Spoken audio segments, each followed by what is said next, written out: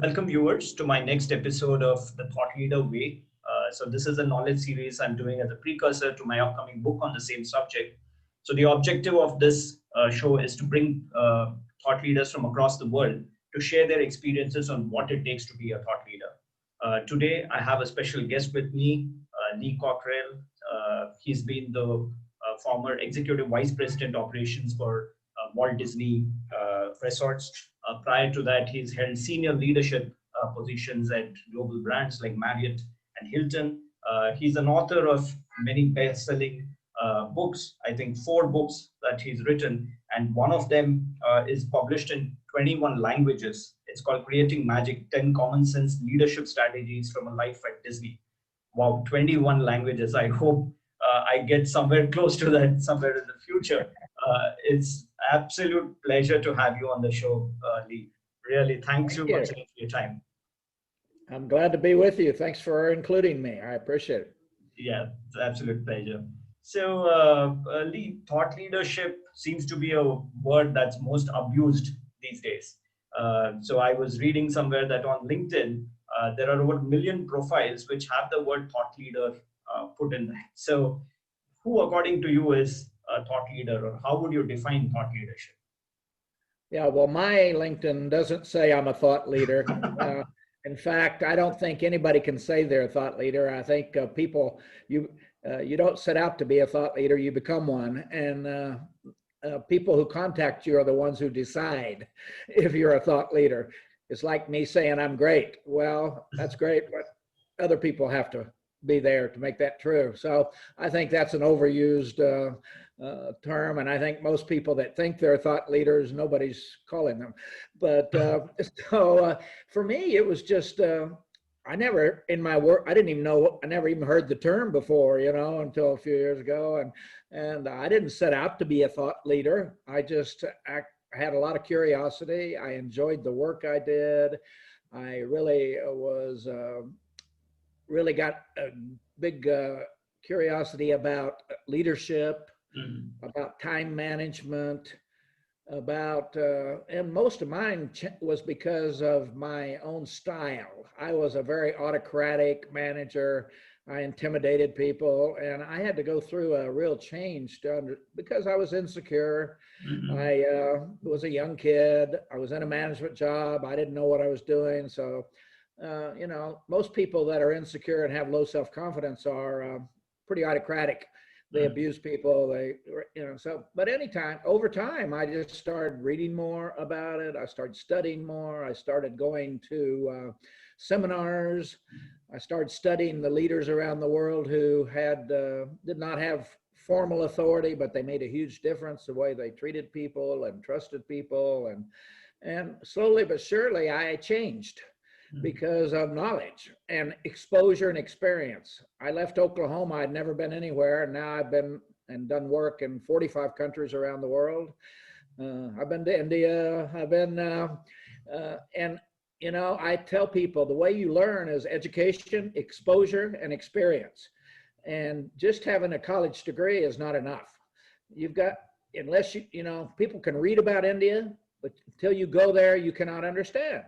You True, can true. read about the United States, but until you come, you can't understand it. You have to be there and hear it and smell it and see it and know it. And so that's how I grew. And suddenly people started calling me because I had this reputation for knowing a lot about time management, about leadership, about how to hire somebody, interviewing. And I was surprised. But today I now understand that people would not be calling me unless they thought I knew something. And that took me many years to get there. I mean, Mhm. uh, and I think the more people that call me, the more interested I get in getting better. I want to know more. I want to find more. I read every day. I pay a lot of attention to my own behavior now. Like with you, you asked me to do this. I said, okay. I could have said, no, I don't do that, True, true.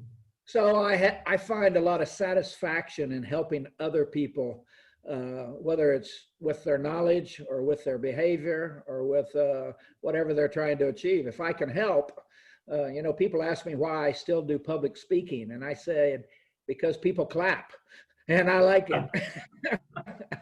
When I play golf, nobody claps, so I don't do that anymore. And so it's just a matter of satisfaction for me. And I really have a philosophy today. If you can help people, why shouldn't you? And That's a a lot very of people are important looking point. for, and I'm old, I'm old, so I know a lot. The In older you fact, get, right, the more experiences you have, the more exposure, you just know more, you feel better, you are, it's an amazing thing that happens to you over time. true, true. In fact, when I reached out to you, I was almost thinking that I'm going to get a reply saying, "Sorry, I don't do this." So I Well, was good, I'm pleasantly glad I surprised. surprised you. Yes, yes, it was a pleasant surprise when I heard back from you. Thank you so much for that. So that was very Good. nicely put. So where you said education, exposure, and experience. So that's what together makes a person as a leader and as a thought leader. So you've written four books, right? So on leadership and very interesting, the book which you've published in 21 languages, which says 10 common sense leadership related stuff. Because most often people say common sense is not so common. It's true. Right. So what are some traits which would probably help a leader to position himself as a thought leader? If you were to pick some learnings or experiences from your journey as well as the book that you've written. Well, I think one thing is that you got to get to a position where you actually believe everybody matters in the world, that everybody wants to matter, and you need to be a kind of person who, so many people have underestimate what they can achieve. Mhm. They underestimate their influence because of poverty or education or just generally things they learned growing up that are not true. Mhm. They put obstacles in their own way, which is their brain. Half the stuff in your brain's not true anyway, and that's I think you got to really understand that you appreciate all people. Okay. I mean, that's one thing, and I think then you've got to be that person who is hungry for knowledge, to learn Mhm. and to know more. College students ask me how to be successful, and I say, be better than everybody else. You know, have a Yeah. better attitude, learn more, read, um, ask questions, Yeah. uh, be a kind of person that people enjoy working with, because when you have a good attitude, people like to help you, True. and so it's just those kind of basic, being a kind person, being a person who enjoys learning. You know, I learn something every day that I didn't know, and I'm 76 years old. I'm wondering, why didn't I know that? Why? I think And age is just a number when it comes to you. yeah, You're but still now 26 at I got heart. now I have Google in my pocket, so it's my fault if I don't learn something. Yeah. You know, if you tell me something and I don't understand it, I can look it up, and now I know. But if I don't look it up, it's my own fault that I don't know more. And I do that every day, all day long. I mean, somebody will tell me about some country, and I'll say, I didn't even know it was a country.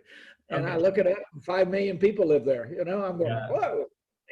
So curiosity is a big deal. And Mhm. knowledge is one of those things nobody can take away. You got it. Yeah. And Yeah. they can take your money, they can take everything, but they Yes. can't take Yes. what you know.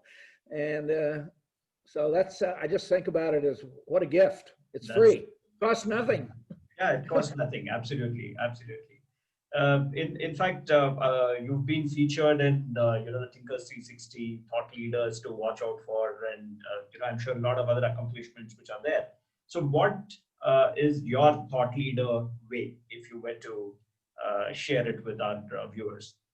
Uh, my way, I guess, is just having a reputation Hmm. for being available. I've sold about 600,000 books so far. So my people know around the world, I have a podcast that has Yeah. 300 episodes on it that goes all over the world. So people know me because they share it.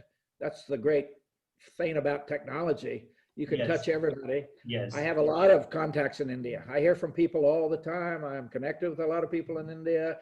My book was published in a southern part of India. I forget the name of it, but it's down there. I think there's 30 million people live in that region.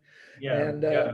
so more and more, I think, like for India, for example, people are very interested in education.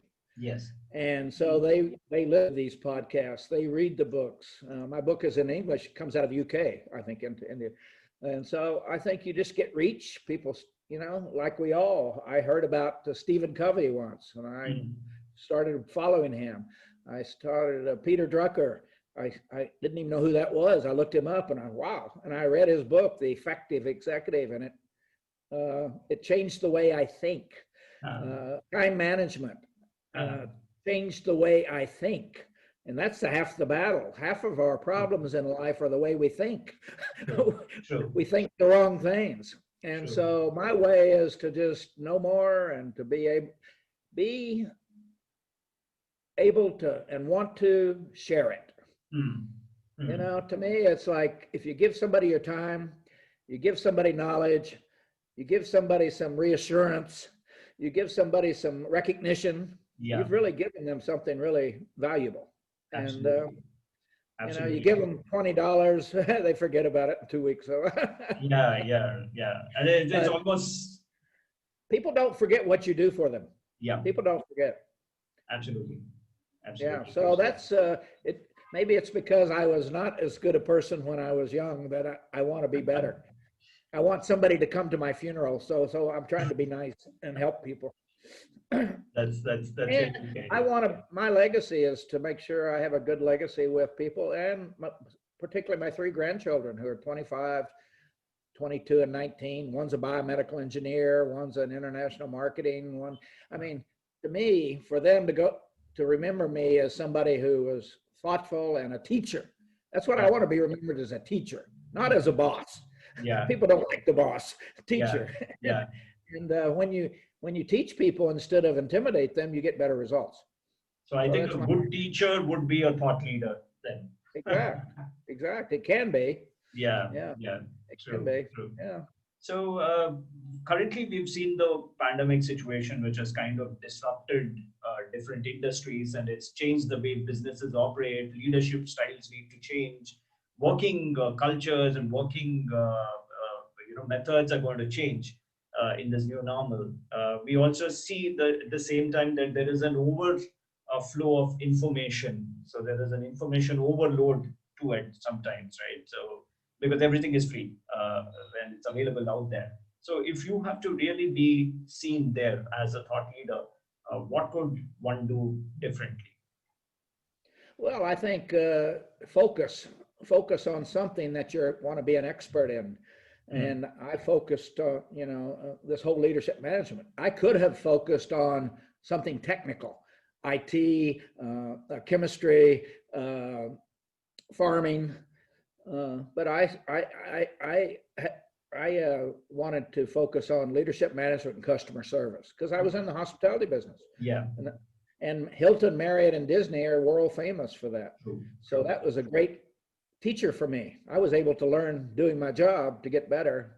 And then I added on to that reading and seminars and thinking. And so I think you just got to decide what you want to be highly knowledgeable in, and then every day you got to make sure when you get up in the morning, by the time you go to bed tonight, you know more about it. You read it, you read the paper, you study it, you think about it. It becomes who you are, not what you do. It's who you are. I can't say I'm going to become a thought leader. No, it has to become inside. It has to be my ability to want to share, to learn more, to know more. That's my way, is I do what I'm supposed to do, and hopefully people will recognize it. Maybe they will, maybe they won't. And I'm sure there's a lot of people that think I don't know anything. So, because there's a lot of people that think they know everything. So, so anyway, it's an interesting subject. But in fact, people who think they know everything actually don't know everything. Exactly.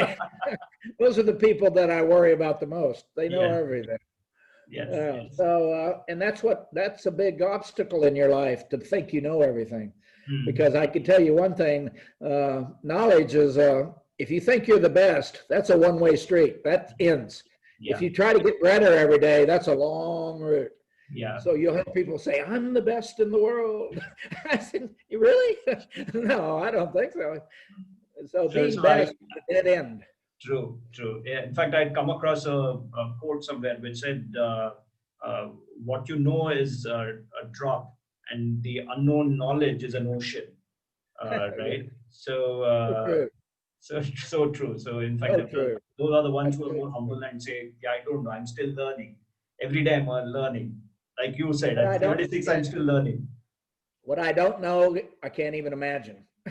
True, true, true, true, true. So, in your journey at the Walt Disney Resort, so if you were to recall one initiative or a couple of initiatives, I don't want to put a number at it, where you said that was something which was totally different approach that you took to either leadership or to customer service, which wasn't probably tried out before. Would you like to share something on those things? Sure. Back in the 90s, I was very frustrated at Disney because we had 5,000 managers and we have over 50,000 employees. And I was getting frustrated. The managers were not on the same page. Mm. They were not all treating their people right, thinking about training, development, all of those things I wanted leaders to do. So I worked on this for a year with a lady, a consultant, and she came to my house every Sunday and I talked about the things I wish leaders would do, what I wish they wouldn't do, what I wish I had done when I was younger, ways you can do it. And I developed a document. It's called Disney Great Leader Strategies. Right. And when that was finished, I rolled it out to all 5,000 managers over about 3 or 4 months, a little bit at a time, and then to all the employees. And that eventually became the basis for my book, Creating Magic. And so that was one. I developed a time management seminar I've been teaching since 1980. I've taught it to tens of thousands of people, and they really appreciate it. I still hear from people from 20 years ago, 25 years ago, helping people understand how to prioritize their life, how to make sure you're working on the things that really matter, your health, your business, your family, and so that is big. And I wrote a book about that, and people follow me on that all over the world. I have a course. I just launched my new product, Cockerell Academy, which has got 6 courses on it, 3 more coming soon on time management, customer service, leadership, how to make better decisions, all things I've learned through not only learning, but I learned a lot of it by big mistakes. Yeah. I got fired once in a job. I got passed over. I went through a lot of obstacles in my life, and I learned from those. And so I documented those, and I've rolled out the Cockerell Academy. It's a subscription university. It's only $249 a year, and there's a course on there for young people coming into the workforce, what things they should know, how they can be more successful. A big one coming is diversity and inclusiveness. Yeah, those are the kinds of big things I've done. Even the podcast, we're about to reach 3 million downloads. And so people follow very closely, and they learn, and they tell me they learn. And I get notes almost every couple of weeks from somebody that said it changed their life, which is, I go, wow. Yeah. That's the real medal that you get. Oh yeah, that's the best thing that happens in my day. I got one from a guy at the UK yesterday who said he went to my seminar 2 years ago, and it encouraged him so much he quit his job and started his own company, and it's extremely successful, and he spends more time with his loved ones, and he got engaged, and he's a better person today. I'm going like, good grief. Wonderful. So those are the kinds of things that, it's great. It's great. It's an absolute pleasure talking to you, Lee, and you had some very wonderful practical insights into how a person needs to be as a person first before you can think of being a thought leader. Thank you, Lee. It was an absolute pleasure talking to you. Yes. Have a wonderful day. I'll be in touch. You too. Thank you. Take care.